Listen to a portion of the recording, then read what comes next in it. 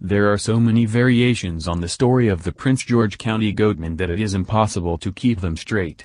For some, he is but a lonely, angry goat herder who went berserk after finding his beloved goats dead due to teens tampering. To others, he is in the same family as Bigfoot, a mythical beast that roams the earth, and perhaps the most bizarre tale of them all. The goatman is the result of a ghastly experiment at the Beltsville Research Agricultural Center. The USDA facility has actually been forced to deny that one. The goatman terrorizes lovers, chases teens, and decapitates dogs. He yells, squeals, and makes goat noises. He's made reported appearances all across the region. He has inspired fear and fascination for decades, but according to the historian, author, and Mark Obsasnik, the foremost expert on the Maryland legend, there is a canonical goatman origin story, and begins on Fletchertown Road in Bowie.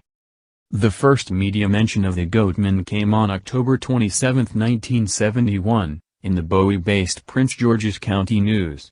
In the article, writer Karen Hosseler took a deep dive into the University of Maryland folklore archives. She mentions the goatman along with the ghosts and something called the boatman that also haunt the woods around Fletchertown Road.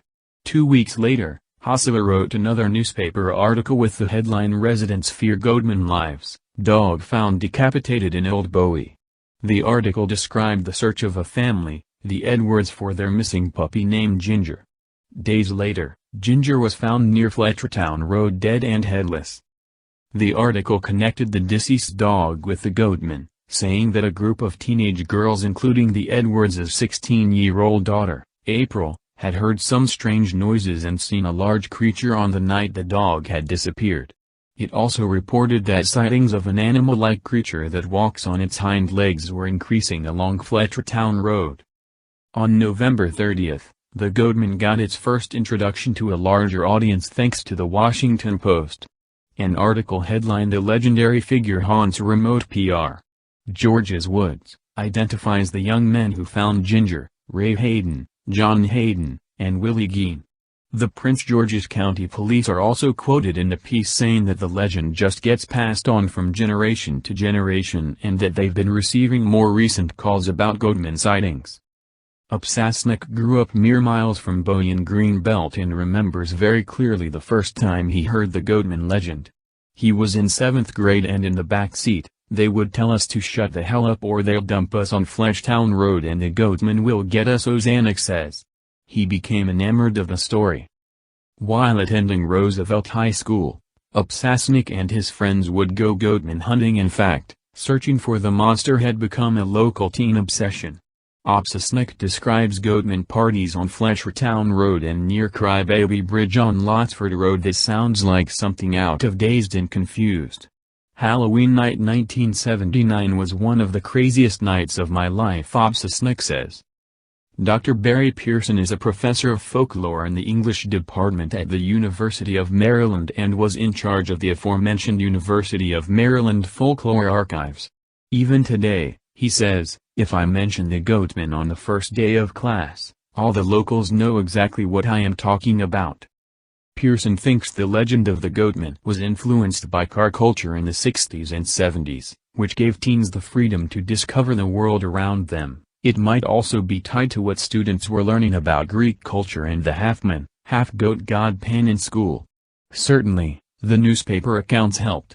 And goats are, king of freaky anyway. Goats are known to be smell and sometimes kinda charming, but if you look at them closely, especially in their eyes, they are really scary in their own way, Pearson says.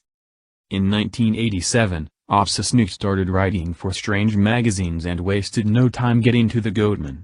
In 1994, he wrote what he thinks was the first thoroughly researched piece about the legend, titled On the Trail of the Goatman. He would later expand the article into a chapter for his book. He tracked down the Edwards family and the men who found Ginger. John Hayden told Obsasnik he and the other had seen an animal the night before. It was about 6 feet tall, walked on 2 feet, and was hard. Hayden also noted that it made a high-pitched sound, like a squeal. Obsasnik was also able to speak with April Edwards, Ginger's owner.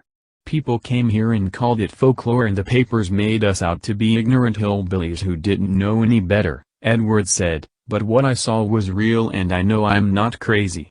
Whatever it was, I believed it killed my dog. Markup Sasnook doesn't believe the Goatman exists. I can't believe in something until I see it with my own eyes, he says. He feels bad saying that because he genuinely believes that the people he's talked to say something. I mean, anything is possible in this world, he says. Maybe there's a half-man, half-goat creature out there.